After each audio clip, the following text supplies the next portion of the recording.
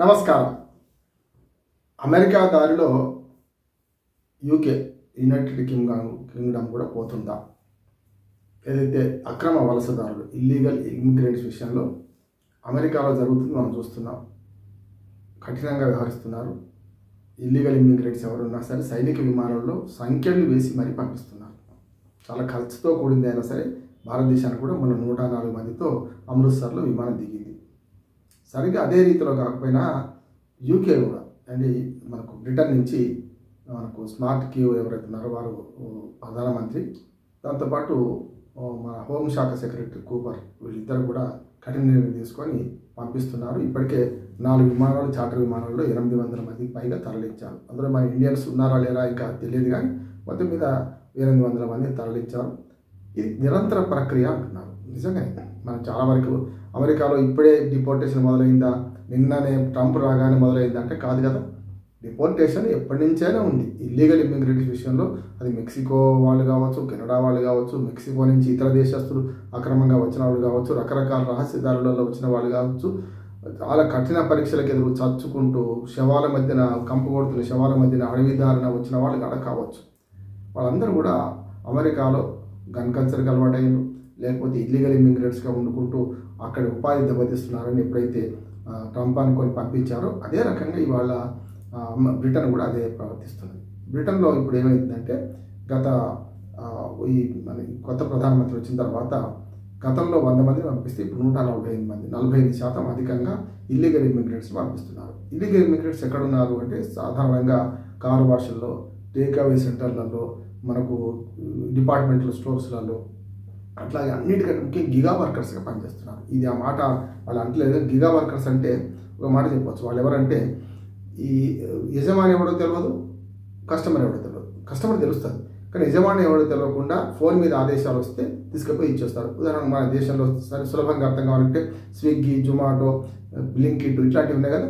ఇట్లా దీనివల్ల సరుకులు రావాలి అంటే ఏవైతే కూరగాయలు కావచ్చు, కిరాణా సరుకులు కావచ్చు, ఏదైనా కావచ్చు, అమెజాన్ ఇట్లా అంటే వాళ్ళకు కస్టమర్ ఎవడో డెలివరీ చేస్తూ తెలుస్తుంది, ఎక్కడికి తీసుకోవాలో తెలుస్తుంది. కానీ వచ్చే అది మనకు ఊబర్ క్యాబ్ డ్రైవర్లు కావచ్చు, లేకపోతే అట్లా చాలామంది గిగా వర్కర్స్గా అక్కడ ఉన్నారు. ఉదాహరణకు టేక్అవే సెంటర్లో పనిచేసేది బ్రిటన్లో మొత్తం గిగా వర్కర్స్ వరకు యజమాని ఉండడు, జీతం ఉండదు. కేవలం దాని మీద వచ్చే చిన్న కమిషన్ మాత్రమే వాళ్ళకి తెలుస్తుంది. 100 డెలివరీలు చేస్తే ఎక్కువ వస్తాయి, రోజంతా 10 చేస్తే తక్కువ వస్తాయి. ఇట్లా కార్ వాష్ సెంటర్లలో, డిపార్ట్మెంటల్ స్టోర్స్లలో, నేను చెప్పిన హోటళ్లలో, రెస్టారెంట్లలో, టేక్అవే సెంటర్లలో పనిచేస్తున్నారు. ఇది తప్పుగా. కానీ పనిచేసే వాళ్ళు ఇల్లీగల్గా పోయినా లీగల్గా పోయినా ఇల్లీగల్ ఇమిగ్రెంట్స్ అంటే వాళ్ళు ఎలాంటి చట్టబద్ధత లేకుండా దేశంలో ప్రవేశించారు. అందుకని హోంశాఖ సెక్రటరీ ఏమన్నదంటే ఈ చిన్న పడవలతోని పెద్ద ఛానల్ ఈదినట్టు వాళ్ళందరూ వచ్చేసారు, ఇవాళ వాళ్ళని మేము ఖచ్చితంగా పంపించేస్తాం అంటున్నారు. అంటే ఈ విధాన నిర్ణయం ఇవాళ తీసుకుంటా.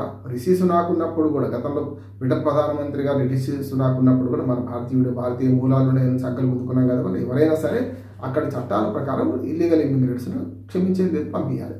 వాళ్ళకి ఇంకొక బాధ ఉంది. అమెరికాలో పోతే గన్ కల్చర్కు అలవాటు పడి చాలామంది ఇల్లీగల్ ఇమిగ్రెంట్స్ అక్కడ శాంతి భద్రతలకు ఎల్లభంగం కలిగిస్తున్నారు. ఇక్కడ బ్రిటన్లో కూడా చాలామంది ఇల్లీగల్ ఇమిగ్రెంట్స్ హీనియస్ క్రైమ్స్, పెద్ద పెద్ద నేరాలు, హత్యలు, దొంగతనాలు, మనకు అత్యాచారాలు, రాబరీ, దోపిడీలు ఇట్లాంటివి చేసిన వాళ్ళు ఉన్నారట. వాళ్ళు అక్కడే ఉంటారు, శిక్షిస్తారు వాళ్ళ చట్టాల ప్రకారం. ఎవరైతే ఇల్లీగల్గా వచ్చి నేను చెప్పిన గిగా వర్కర్స్గా పనిచేస్తుండొచ్చు. గిగా వర్కర్స్కి ఎందుకు పనిచేస్తారంటే చట్టబద్ధంగా పనిచేసే వాళ్ళు బయట కనపడతారు. ఉదాహరణకు రెస్టారెంట్ ఉందనుకోండి, బయట కూర్చున్న వాళ్ళు కౌంటర్ నుంచి మొదలు పెడితే సర్వర్స్ వాళ్ళే ఉంటారు. ఎందుకంటే బయట నుంచి ఎవరైనా ప్రభుత్వం దాడి చేసినప్పుడు, ప్రభుత్వం ఇన్స్పెక్షన్ చేసినప్పుడు చట్టబద్ధంగా ఉండాలి ఉంటారు.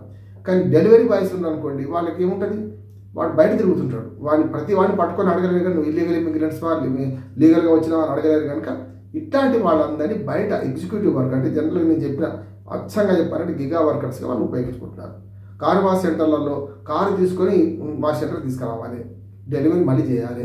దీనికి సమస్య లైసెన్స్ ఉంటుంది అని ఉంటే వాడికి. అంటే ఇట్లా చాలా వరకు నేను చెప్తున్న చిన్న చిన్న వృత్తుల్లో ఇల్లీగల్ ఇమిగ్రెంట్స్ పనిచేస్తున్నారు. దానివల్ల అక్కడ బ్రిడ్జ్ అనే ఉద్యమం ఒకటి, యూకే బ్రిడ్జ్ అనే ఉద్యమం వచ్చింది. దానిలో తీవ్రవాదం ఏంటంటే మా ఉద్యోగాలు మాకే, స్థానికత ఎవరైనా అంటే మనం కూడా అంటాం కదా, మన ఇండియాలో కూడా అంటాం కదా, మా ఉద్యోగాలు మాకే, మేమే చేయాలి. తక్కువ జీతాలకు వాడు పనిచేస్తూ ఇల్లీగల్ ఇమిగ్రెంట్స్ కదా, వాడు దొంగతనం చేసిన, దోపిడీ చేసిన పట్టుబాడు కదా, లీగల్గా మన ఆధార్ కార్డు ఎట్లనో వాళ్ళకి లీగల్గా ఉన్న ఆధారం లేకపోతే ఏమవుతుంది, కష్టం కదా అని మాట్లాడుతున్నారు. తీవ్రంగా వాళ్ళు వ్యతిరేకిస్తున్నారు ఇల్లీగల్ ఇమిగ్రెంట్స్ ఆ సంస్థ. కనుక ఆ సంస్థ వ్యతిరేకించిన వాళ్ళే అవతలేదు, ఆ సంస్థ చెప్పేది నిజమే కదా, వాళ్ళు కొంచెం తీవ్రవాదంగా వాళ్ళు బయట గట్టిగా పంపించాలని ఒక ఉద్యమంగా తీసుకున్నారు. ప్రభుత్వం కూడా అదే చేస్తున్నది. గతంలో ఉన్నది ఇప్పుడు ఉన్నది, ఇల్లీగల్ ఇమిగ్రెంట్స్ను యూకే పంపించడం. ఇప్పుడు జరుగుతుంది ఏంటంటే కొంచెం యుద్ధ ప్రాతిపదికన జరుగుతున్నది. కానీ సంఖ్యలు వేసి పంపుతలేరు. చార్టర్ విమానాలు 800 మంది ఇప్పటికీ పంపించారు. 626 మంది మీద 73% ఎక్కువ, పోయినసారి కంటే 73% మంది మీద ఎక్కువ మంది మీద కేసులు కూడా పెట్టారు. ఇల్లీగల్ ఇమిగ్రెంట్స్ ఎవరైతే ఉన్నారో వాళ్ళ మీద కేసులు కూడా వాళ్ళు పెట్టారు. అందుకని ఇక్కడ ఏమంటున్నానంటేనేమో జరుగుతున్న దాన్ని మనం తప్పు పట్టాల్సిన అవసరం లేదు. ఎవరికైనా మన ఇంటికి వాళ్ళ ఇంట్లో దూరమో వాళ్ళ ఇల్లు మన ఇంటికైనా దూరం కదా. అంటే మనము రోహింగ్యాలు వస్తే మన ఇండియాకు రాణిస్తామా? అట్లాంటి వాళ్ళు కాకపోవచ్చు. ఇల్లీగల్ ఇమిగ్రెంట్స్ కన్నవారి కళలు ఉద్యోగాలకు పోయిన వాళ్ళు, లేకుంటే మన చదువు కోసం పోయిన వాళ్ళు, లేకుంటే ఇతరత్ర టూరిస్ట్ వీసా మీద పోయిన వాళ్ళు చేస్తుండొచ్చు, కాదంటలేదు. కానీ ఇక్కడ కన్నవారి కళలు ఎందుకు కళలు అవుతున్నాయి? అడ్డదారిని పోయిన కనుక కళలు అవుతున్నాయి. మంచి దారిని పోతే లీగల్ ఇమిగ్రెంట్స్కు యూకేలో దోకలేదు, యూఎస్లో అంతకన్నా దోకలేదు. కానీ ఎక్కడైతే పోయేటప్పుడు టూరిస్ట్ వీసా మీద రకరకాలుగా వేరే రకాలుగా పోయి అక్కడ వేరే పనులు చేసుకోవడంలో వస్తున్నది కథ. దాంతోపాటు ఈ తీవ్రవాదం ఏదైతే వాటికి, లేకుంటే ఇల్లీగల్గా పనిచేసే క్రమంలో కొన్ని నేరాలు ఇవన్నీ జరుగుతున్నాయి కనుక వాళ్ళు పంపించడం అది కరెక్టే అంటున్నాను. దాంతోపాటు ఏమంటున్నానంటే ఇది ఇవాళ మొదలు కాలేదు, చాలా నుంచే ఉన్నది. ఇది యూకే కూడా ఆ పని చేస్తుంది. వాళ్ళు ఇంకో నినాదం తీసుకున్నారు, చెప్పడమే కాదు చూపిస్తామంటున్నారు. ఇప్పటిదాకా ట్రంప్ వచ్చిన తర్వాతనే ఇది బాగా పెరిగింది అనుకుంటున్నాం అమెరికాలో. అట్లానే ఇక్కడ కూడా ఇప్పుడు కొత్త ప్రధానమంత్రి వచ్చినాక పెరగలే, కాకపోతే వేగవంతం చేసిండ్రు. నేను చెప్పాను కదా 45% అంతకంటే ముందు పోయిన సంవత్సరం కంటే 45% ఎక్కువగా ఇవాళ బయటకు పంపిస్తున్నారు. కరెక్ట్. అందుకని మనం ఏం చేయాలంటే, చాలామంది మోడీ గారి మీద విమర్శ చేస్తున్నారంటే ఏం లేదు, కళ్ళప్పకి చూస్తున్నారు, వాళ్ళ సంఖ్యలు వేస్తే చూడలేదు, సంఖ్యలు వేస్తే ఏం చేస్తలేరు. కరెక్టే, రాజకీయంగా విమర్శ కరెక్టే. మానవీయ దృక్పథంతో కూడా కొంచెం భావోద్వేగంతో ఆలోచిస్తే మనం వాళ్ళందరూ కరెక్టే. కానీ జయశంకర్ గారు పార్లమెంట్ సాక్షిగా సమాధానం ఇచ్చింది కదా, ఏమని అంటే వాళ్ళు ఇల్లీగల్ ఇమిగ్రెంట్స్ వాళ్ళ రూల్స్ ప్రకారం వాళ్ళు పంపిస్తారు. ఉదాహరణ దుబాయ్ పోయినోని మనకు దొంగతనం చేసి చేతులు తీసేస్తారు, రేపు చేస్తే అంగం కోసేస్తారు. మరి అటువంటిప్పుడు అక్కడ చట్టాలు అవి కరెక్ట్ కావాలని మనం చెప్పలేం కదా. అక్కడ పోయిండు వాడు, ఆ చట్టాలు పాటించాల్సిందే. రోమ్ నగరంలో ఉంటే రోమన్గా జీవించు అన్నట్టే వేరే దేశాలకు వెళ్ళి కూడా ఆ దేశంలో ఉన్న చట్టాలు పాటించాలి కదా మనం. అందుకని యూకే నుంచి పంపుతున్న క్రమంలో అమానవీయ ధోరణి లేదు, అంతకంటే వేరే లేదు కనుక మనం దాన్ని ఆహ్వానించాలి. ఎప్పుడు కూడా గాంధీ మహాత్ముడి సూక్తితో ముగిస్తాను. ఎప్పుడే గాంధీ మాట్లాడంటే, గాంధీ గారు ఎంత మంచి లక్ష్యమైనా సరే దానికి అవసరమైన మార్గం కూడా అంత మంచిగా, అంత ఉన్నతమైన మార్గం ఉండాలి. ఉన్నతమైన లక్ష్యానికి ఉన్నతమైన మార్గమే ఉండాలి. అడ్డదారిని పోతే అడ్డం పడతాం అన్నారు. అది నిజమే కదా.